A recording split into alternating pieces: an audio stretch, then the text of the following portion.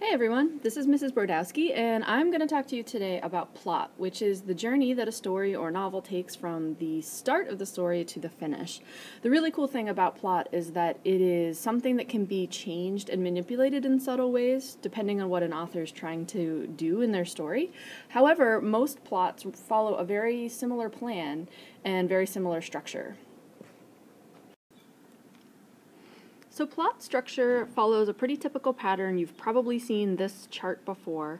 And we have the exposition at the beginning and an incident that occurs that allows our character to go through a series of tasks or experiences resulting in the climax. And then the incidents and actions fall off until we have the end of our story. So this is really pretty standard, but the great thing is that when we're writing, we can think about, or when we're reading, we can think about how an author is subtly changing different parts of this chart to make the story more interesting. To help you understand this, I'm going to kind of craft a story for you in a little bit of a unique way. And so I'm going to start with some exposition. This is just a fancy word that means background information. You don't know this, but this is actually the cafeteria to my old high school in South Park, Pennsylvania. I'm going to start my story by just saying that when I went to high school, I had a really lively group of friends. I really enjoyed being there for the most part, except when I didn't, which was also frequent. And it was a really great place to be. I graduated in 1999, and a few years later they closed the school and built a new one. And this is a picture that showed up on Facebook about, 6 months or so ago, of what our cafeteria looks like from the building that I went to and graduated from. So there is one thing I wanted to mention about exposition, and while the regular plot graph goes like this, it's not unusual to see a plot graph where the exposition is actually part of the rising action, and you're gradually getting a sense of a character in the rising action. Sometimes the exposition will be the setting, so you'll have the place that and the time that the story is taking place in the exposition, and also the main characters. So we may have our main and some minor characters that show up early on, but if we really want to get to know a person over the course of a book, chances are we're going to be learning about them throughout the rising action and maybe even up into the climax and falling action. So the story that I'm going to tell you isn't really necessarily about me going to high school. It's really about why I decided that I wanted to teach high school students. So I'm going to put a subplot in here, and it's really going to be about how we had a big-time Jenga battle between one of the senior students and one of the freshman girls this past year at our winter carnival. In my teaching career, there are certain things that help sort of change or solidify or help me think about why I like to teach, and this is one of the perfect situations that showed me that. Now, I got to witness this Jenga battle because I was the teacher who was responsible for recording the scores, and I witnessed the seniors and the freshmen and the spectators become more and more intense as this battle between these two classes raged. And these related events build toward the climax, or what ultimately happens. Now, there were some internal struggles with the Jenga match because, as you can see, Jordan's getting pretty intense, people are watching. Also, he had his iPhone playing special Zen-like music to really set the atmosphere. And then we had Autumn, our freshman competitor, who was just cool as a cucumber. So we have the internal struggles of what's happening with the emotions as the tower gets larger and larger, and the external struggle of actually battling the physical tower itself. Very, very stressful. So climax is a boring word for the French word denouement, and that is the point at which the rising action meets the falling action. This picture sums up in one beautiful and somewhat blurry shot exactly what happened with this epic battle.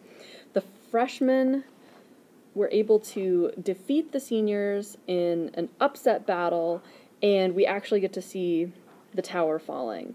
So by this point, there were probably 25 or 30 people watching, the temperature in the room had gone up, and this is the moment at the very top of our plot where we can see the internal and external struggles of the protagonist literally crumbling before his eyes. It's at this point that the protagonist's problem is basically solved. This is the most interest in action that's going to happen. The internal and external conflicts kind of come together. Usually in a really good book, you're going to have both things. So the character might have been working on something in himself or battling something in him or herself, as well as something in the outside world.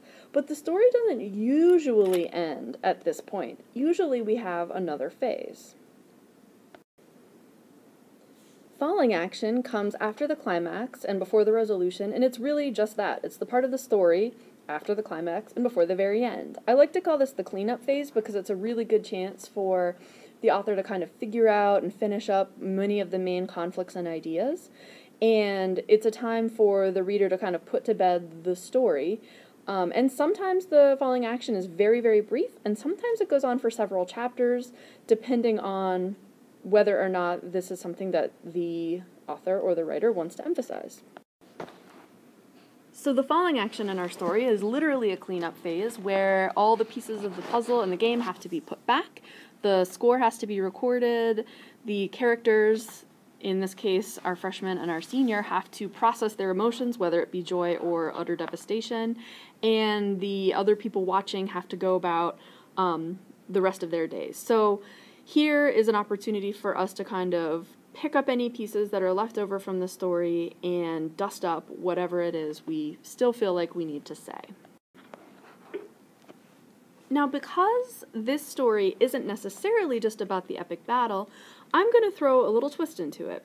The resolution of this story isn't that Jordan lost the battle and Autumn won and the freshmen beat the seniors. The end of this story for me is why I like to see these kind of things happen. It's why I think it's hysterical and wonderful and fantastic to teach high school students. My students, they might be hard to keep on track because it's March Madness. They might be really tired and just simply not want to do what I want to do during the course of the day. But I always have respect for that, and I really enjoy what it means to be in high school and help people move from this period of time in their adolescence into the rest of their lives in the outside world. And it's a pretty magical time. And for me, that's what I want to end my little story with. It's not that the epic Jenga battle was really the most important thing, but rather being able to be a teacher on the outside and watching it is something that I really, really appreciate. Now, there is one type of resolution that we could leave our audience with that absolutely wouldn't be a resolution, and that would be called a cliffhanger.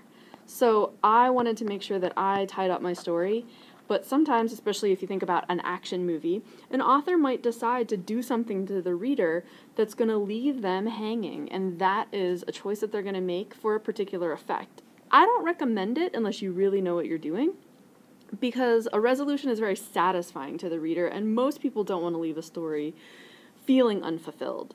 But because you are the writer, you get to decide what's going to happen at the end. And are you going to help the reader finish up the ideas, or are you all done? Thanks for listening to my lecture on plot, and I hope you enjoyed it.